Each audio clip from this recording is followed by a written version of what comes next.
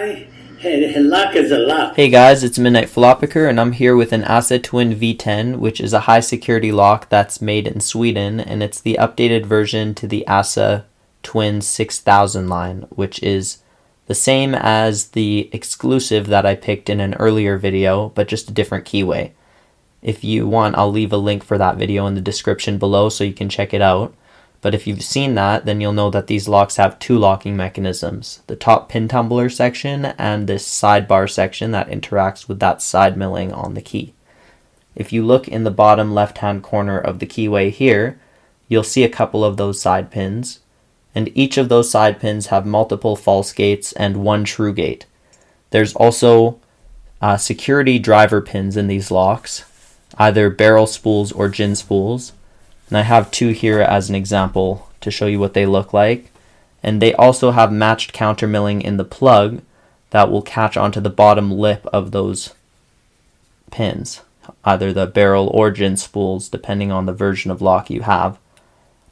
The reason why we have two different sizes is because the long key pins will have a shorter barrel spool matched to it, whereas the shorter key pins will have a longer barrel spool. In order to pick these pins, we have to see it in stages, is the way I like to look at it. So the first stage is when we are in the center standard section. The reason why it's on both sides of the pins is just, I believe, for easier manufacturing in order to load it up into the locks without having to worry about which direction they go. But when you are picking them, this top section of the pin doesn't come into play. First, we have to pop the barrel spool out of that standard section into the spooled section, in which that spooled section will be caught up in the shear line and this bottom lip will be in the counter milling of the plug. Once you get all of the barrel spools into that same state, then we are ready for the next stage of picking these pins, which is to pop them out of the milling one by one. So there's two layers of milling with the barrel spools, so they'll give multiple clicks each time you try to pick a barrel spool out of the milling.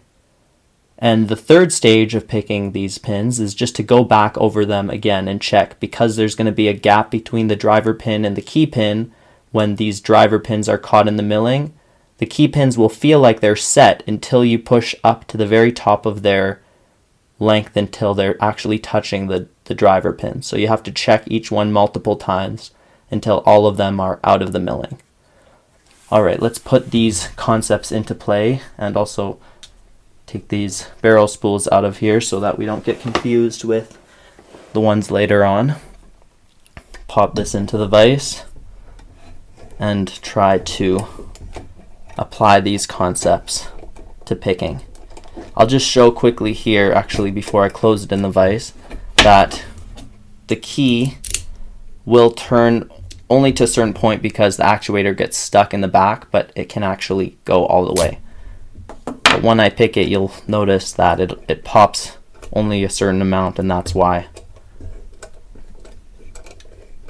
And it's an important note for other people when they're picking locks that it doesn't get caught up, the actuator, into the vise. Sometimes that can prevent you from actually being able to pick the lock if it's very bound up there already from the beginning.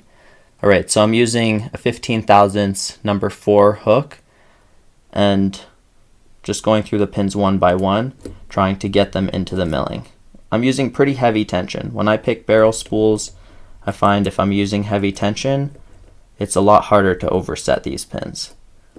So I'm just feeling for any binders and just going through them one by one until I feel like all the pins feel like they're set. Now I'm going to start trying to apply a little bit more force to each one of the pins and see if they will pop out of the milling. So I got a little click there. I think from 4, sorry. 6, 5, 4, 3, 2, and 1. Just giving a nice binding there, and doesn't feel the same anymore. So I'm going to go back to the back. 6, 5, 4, Checking those 3 again. 3, 2, and 1. Once I get to the top part of my pressure, I'll pulse the tension a little bit, but I'm staying with pretty heavy tension the whole time. So once I'm here, pulse the tension just a little bit, pulse my pick pressure just a little bit, and that helps me. Number 4 just popped out of the milling. Number 3, that helps me to feel if the pin actually is in the milling or if it's already set. So number 1 gave a little click. Once all of them are set, I might get a little rotation of the core, but maybe not, and depending on each lock it's slightly different depending on the tolerances and how they're designed. So if I can get a slight rotation of the core, I got a little click from number 3 there, then I'll know that the side pins are ready, but otherwise I'll just have to go through each pin one by one to feel if they all feel like they're set already or not. And I might be at that point right now. 6 feels set, 5 feels set, 4 feels set, 3 feels set, 2 feels set, and 1 feels set. So I'm going to switch to the side pins now and just go with this shorter flag and feel one by one. So 1 gave me a little click. If it's in a false gate, it'll just be very stiff in the false gate. Whereas the true gate, it'll still be stiff, but there'll be a little bit of play, like with number 3. A little bit of play, but it's still stiff. So 4, no play, and it gave me a little bit of click. It was very stiff. And same with 5. Okay. 5 gave a click. 4 again. Just checked 4 and 5 while I was back there. Going back to the front. Checking 1. 2 feels like it's binding. Nice. Let me make sure it's not number 3 actually. So 2, or sorry, that was 1. Got a slight movement of the core there. 2 feels okay actually. 1 and 2 both feel good. 3 feels okay. 4 feels like I can't lift it high enough with this pick, so I'll switch to a deeper pick in a moment here and try to go through them again. 1, 2, 3, 4, and 5 feels okay. Check from the beginning one more time. 1, 2, oh, 2 gave a little click there. 3,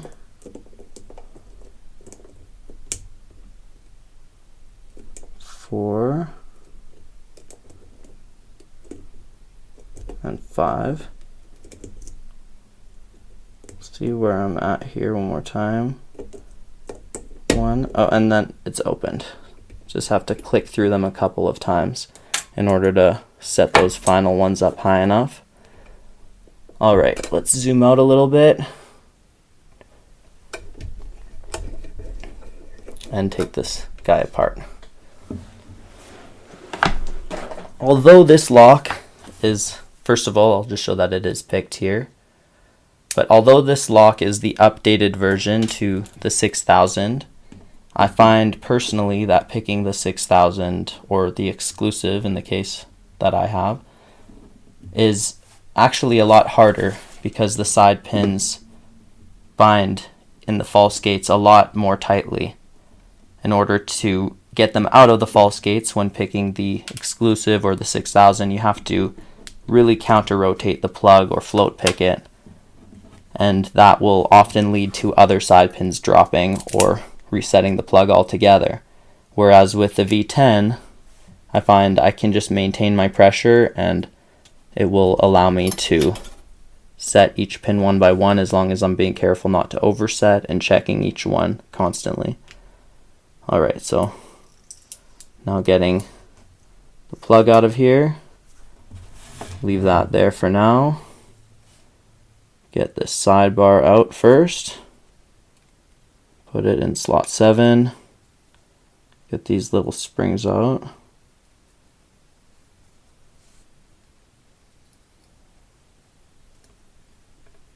And we'll dump out these key pins, starting from the back. 6, 5, oh, 5 jumped over to 6, 4, 3, 2, and 1.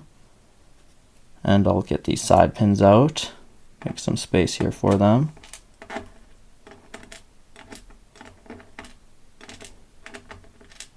Just turn all of these key pins around the correct way as well. Put my thumb over so they don't come flying out since they are all sprung. Number 5,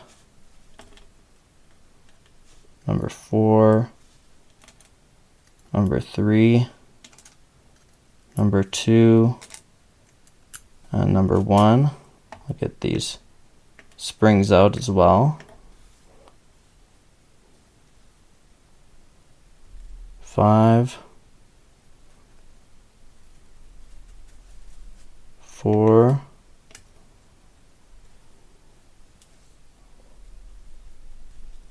3,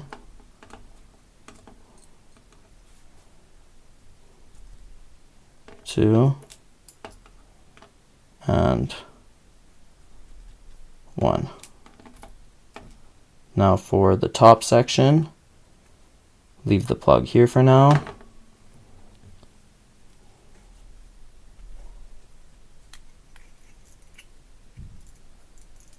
One, and the spring, 2,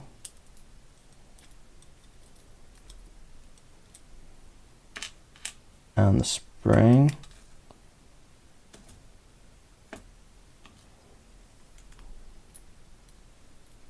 and 3, spring, and come on, there we go. And then we'll switch over to the back side.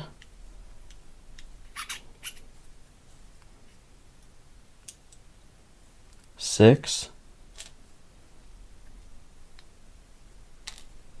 There's the spring. 5. There's the second last spring, and 4. And there is the last spring right there. Put the housing right here for now and give you guys a closer look of all of the components in this lock. Let me just get a bit closer. Alright, so first of all, let's take a look at this sidebar. And you can see all of those little leaves. If I can get it to focus, sorry. On the inside of this sidebar. And those leaves fit into the grooves that are in our side pins. Let's take a look at one of those. We have that true gate, which is that deeper gate. And then we have our shallower gates above and below it, which are the false gates. Oop, drop that guy out right here.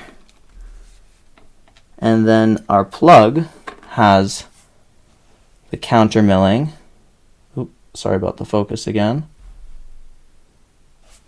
Just zoom in a little bit here so you can have a closer view. We have our counter milling. It's 2 layers. So 2 lips of counter milling on both sides.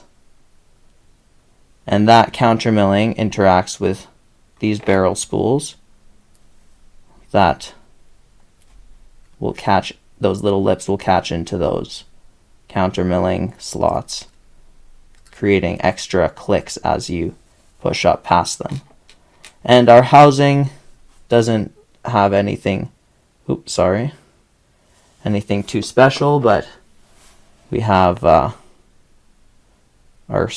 little groove here for the sidebar and all of the slots for our driver pins. Alright, thank you guys very much for watching. Hope you're having a nice day and take care.